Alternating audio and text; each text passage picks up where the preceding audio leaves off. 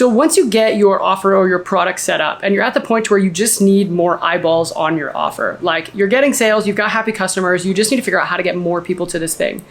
Paid advertising is an amazing way to do that. The challenge that most people run into is they just get to a point where they can't profitably spend money on advertising, because at the end of the day with advertising, like what you're trying to do is you're trying to put money into the machine and get enough money out of the machine that it makes it worth your while, right? Like you're not just breaking even, but you're actually making money and you're growing your business and you're profitable and you're making margin and all of that stuff. So how do you do that? Well, that's what we're going to talk about in this video right here, because there's really like 4 systems that you need to nail if you want to be able to profitably scale with paid ads. And actually, what we're going to talk about in this video is more like the business owner edition, because we're not going to get into the ad platform and talking about what buttons to push and all of that stuff. We're really just going to talk about these 4 systems. And the reality is, like, most people miss 2 of these. And because they miss 2 of these, they can't scale. And what they find is they can spend a little bit of money every month, but once they try to start scaling, everything just kind of breaks. And that's probably because they're not optimizing each one of these systems independently. And then once you hear about how all of these work, you'll see how these all kind of work together. And so that's what we're going to talk about in this video right here. So let's jump into it. Really quick, if you don't know me already, my name is Brice, and I've helped dozens of businesses with getting these systems set up in their business. So we've helped dozens of companies generate multiple 6 figures using what I'm going to share with you in this video. And we've had a few clients come in and generate over $1 million using everything I'm going to show you in this video. And again, what we're going to look at like is this really high level overview. So if you're like the business owner and offer owner, you're trying to figure out how to run paid ads to grow your business. Hopefully what this is going to do is give you some insight into how you can structure things and think about the systems in your business. But with that being said, like the first most important one, obvious one, is your traffic system, right? And this is where you're actually just going out and buying ads on Facebook, YouTube, TikTok, whatever platform it is. Of course, there are a lot of technical things with this. That's why media buying is an entire career in itself, right? You've got to understand how these platforms work and all of that stuff. But as a business owner or an offer owner, if you are the person who is developing the product, maybe you're not the one actually running ads, but you're the one trying to make sure that you are successful with whoever you are getting to run your ads, whether that's a team member of yours or you're hiring an agency or whatever that is. Really the most important thing to think about and the most important thing for you to understand is like there's really 3 giant levers when it comes to what you're doing on the ad platform. And that is what is the audience that you are targeting? What is the offer that you're promoting them? And what are your creatives?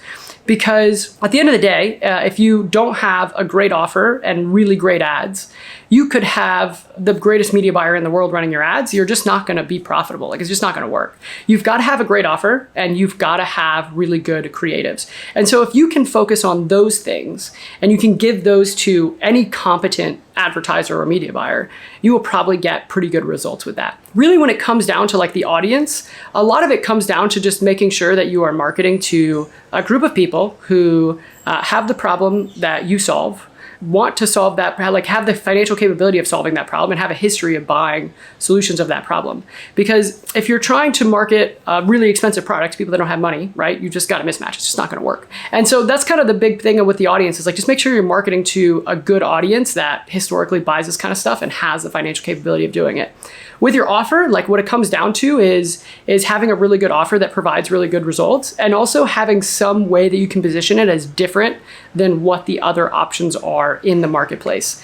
What I've found through many years of marketing and advertising is it's much easier to sell something that's different than better because people just notice contrast. And so if you're not one of the first people to a market, you're not one of the first people with a solution, then people will naturally gear towards going with someone who they've already heard about or has more results or more experience or whatever that is because they just have more notoriety in a space oftentimes. And so if you can position your thing as a new opportunity, that's way easier to sell than, hey, this is the same opportunity as this other guy, but we just do it better, right? I've learned that through many years of learning that the hard way.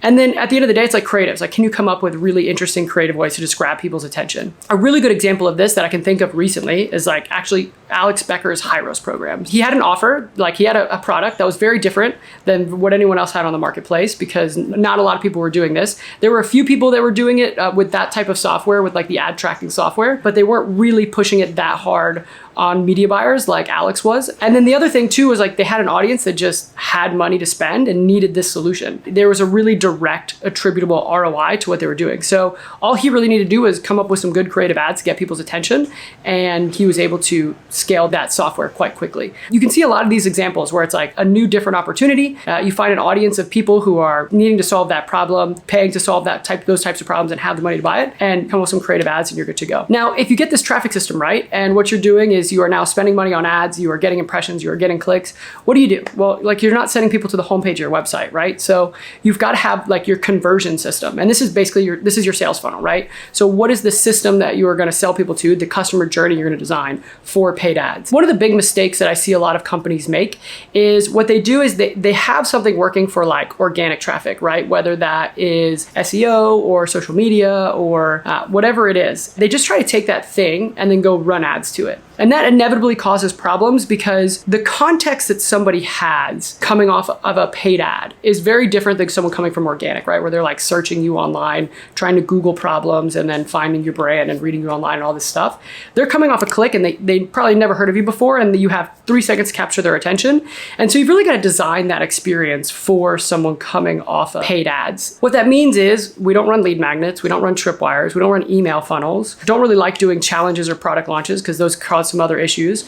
Really, like these days, the only 2 types of funnels that we run for clients at my agency are either like low ticket self-liquidating offers or just high ticket sales call funnels. Those are really the only 2 that we'll touch. I'll put a link, I think, in this corner where I'll break down like some of these funnels. But really what it comes down to is like either you run people to a low ticket offer and you use order bumps and upsells to maximize that average order value, and then you monetize that on the back end with high ticket offers, or you just skip that process altogether because you can, or however you want to, and then you just run people straight to like a VSL or a webinar that then gets people on the phone with a sales team and go straight for a high ticket sale. Those are really the 2 best ways to do it, because with a self-liquidating offer, you are ideally breaking even to acquire paying customers, and then you can ascend them into high ticket offers over time.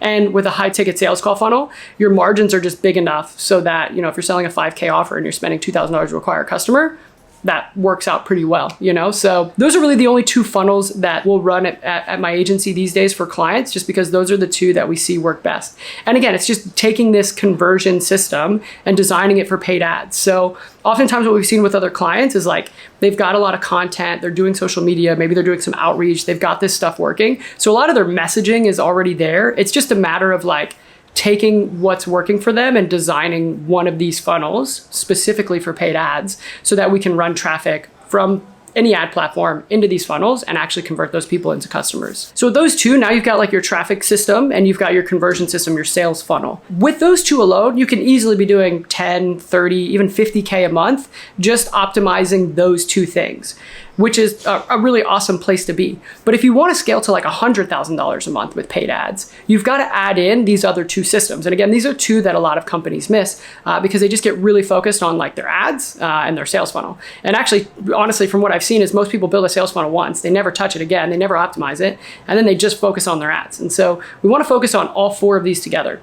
So the next one here is your nurturing system. And this is, what do you do with all the leads that you're generating that aren't actually buying from you? Because even if you have killer conversion rates, the reality is 95% of the people who come through your advertising are not going to buy from you. That's just what the numbers look like. A sales call funnel with a really great conversion rate is going to convert less than 5% of the people who come through the funnel. That's just how the economics work, right? What you can do is build a nurturing system so that you can actually convert more of those leads over a longer period of time. The reason why is there's this old rule, I think I heard this from Joe Polish a while ago, which was like the 85-15 rule, which is basically stating that in any given market, 15% of those people have a problem that you solve and are going to purchase a solution in the near future. The other 85% of the people have that problem. It's just not so pressing that they're going to solve that problem right now, and they're going to solve that problem. They're going to pay to solve that problem sometime after 90 days, which means they're going to go out and spend money with either you or your competitors after 90 days from now to solve the problem that you solve. So the question becomes, how can you make sure that you stay top of mind? And when it's time for them to solve that problem, you're one of the brands that enter into their consideration and then ultimately become the one that they choose to work with. And the best way to do that is just nurturing people with content and email. What you can have happen is, imagine over this 90 days, if instead of someone opting into your funnel and never hearing from you or getting one email a month, and then at the end of 3 months, they've gotten 3 mails through, they didn't open any of them, and they just go off and search a different solution. Imagine instead you have been creating content, you've been doing regular weekly videos or blog posts or something.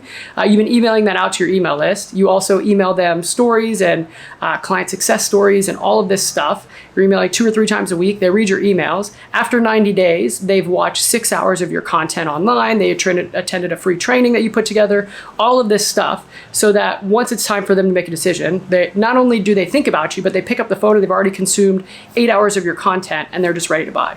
Like that's the system that we want to create with this nurturing system. And it's not terribly hard to do. It just, again, it's a system that you have to build and maintain. And so what this looks like for a lot of our clients, and with the clients we work with, and we do this ourselves, is we create regular content, right? It's usually like a weekly video or a weekly article or something like this. And then we email that out to the list. And then we also just email them, client success stories, insights about the industry, just opportunities to remind them, hey, whenever you're ready, let's jump on the phone and we'll help you solve this problem. All of these things that we do, and we email 2 to 3 times a week. So that puts together, 8 to 12 emails a month. And that's our way of staying in touch with them. And the nice thing about this is what ends up happening is your paid ads feeds your organic channels because people are finding about you through paid ads and then following you online. And then your organic is feeding your paid because when people go online and see your ads and they start searching for you, because people are smart and they do that now, they just start searching for your brand name and all this stuff. They just go find your organic channels and that helps increase the conversion rates on your paid. You've got these 2 systems working together, and a lot of people think like it's either paid or organic. And the reality is both work really well when you do them together. And all really good businesses do both of these. That's how you can build a nurturing system that will inevitably convert more people over time. So that what ends up happening is as you convert more customers over a longer period of time, if you look at the return on investment from your campaigns over a 6-month period, what you'll see is that your average value per lead is going up, which means you can inevitably spend more to acquire a customer, which is, again, what you want with paid advertising. So these 3 systems will get you $100K a month. I've seen it happen multiple times where companies come in, they're not doing any one of these. We get them set up with paid ads, we get them the right funnel, we get all that converting, we set up their nurturing system. And within 6 months, we're doing 60, 70, 80K a month. We even hit 100K months just with these 3 systems. Now, this very last one is the one that is a really big lever that a lot of companies can pull. You have to build this system in itself, but once you get this down, you can just really maximize the lifetime value of your customers. And that's your Ascension System. So how do you take someone that buys your front end offer and ascend them into your back end offers? And so what this usually looks like for most companies online, especially in like the information education space, is like they usually have like a front end course or a product or, maybe a front end mastermind, something like this. And that costs anywhere from 2 to 10K. And then they have a back end offer. And that is usually like a back end mastermind or more services or done for you services or anything like that. And that costs, anywhere from $15,000, $25,000 to $45,000, $50,000. And maybe that's like, maybe the front end course or something is 90 days and the back end one is 12 months. Or the front end one is, some level of support and access. And the next one is a higher level support of access. But what you've got is you've got these 2 systems. Now, what you can do when you think about it from a paid advertising perspective, and you're just using the economics in your favor, is inevitably what happens is if you spent $2,000 to acquire a customer, and they spent $3,500 with you on your front end thing. If you ascend that person into a $15,000 back end product, then what you've just done is turn the value of that customer from $3,500 to $18,500, but you already paid to acquire that customer. So you still just spent the $2,000 to acquire that customer. So all you're doing is just really maximizing the lifetime value of that customer.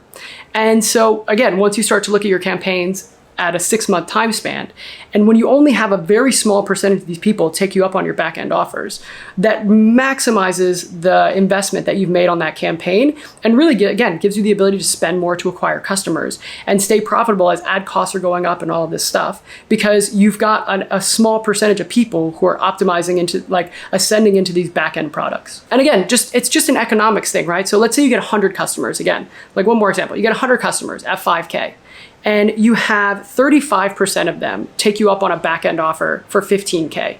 What you've just done is doubled the revenue that you've received from those 100 people without spending an extra dollar on advertising. Because again, you already paid to acquire those customers. Imagine if, you put $100,000 in, and instead of making $300,000, you make $600,000. You don't have to do anything on the ad side. You don't even have to do anything with that system. It's just maximizing that back end. I know it's like easier said than done for some people because it's like developing new product or figuring out what that higher ascension level is. And that definitely takes a lot of thought and effort and putting the support team to make sure you can deliver that value and all of that stuff. But from what I've seen with my clients that have implemented this strategy in their business, oftentimes these are like their favorite programs to work in, because what inevitably comes is like your most successful students, your happiest clients, your happiest customers, the people that enjoy working with the most, and the people who are getting so much results that they want to spend more time with you and give you more money to get better results, right? And so most of them that I've seen really enjoy working with them because this becomes their highest level of customer. And again, usually these are like masterminds or more support, or some of them are done for you services and all of that stuff. At the end of the day, they're people who are excited to work with you. And what we can do is by adding that level of support, we're just putting the economics in our favor, so that when ad costs go up in Q4 every single year, right? Because ads always get expensive at the end of the year. You're not hyper focused on, oh man, I can't afford to run advertising during this time of year because it's just getting so expensive. You're just like, cool, my back end is making up for this. And that's how I'm going to afford to keep spending to buy our customers right now. And I'm going to just make it up on the back end. Those are the 4 systems, right? We've got our traffic, the traffic system. We've got our conversion system, which is our sales funnel. We've got our nurturing system. And then we've got our ascension system. And again, if you, the business owner or the offer owner, can think about all 4 of these systems, what inevitably ends up happening is, yes, you're going to a traffic team, right? And you're working with them to make sure you have the best creatives and really optimizing your offers on the front end. But then you can also think about, okay, cool, well, how great is my sales funnel converting? Are those numbers hitting correctly? And usually a good media buyer or a good advertising team can help you with that. But then you can also think of like, how is my nurturing system? Like how many of these what is the time that it takes for someone to convert into a customer? And how many people are we staying in touch with and are converting over a 2 to 6 month period? What does that look like?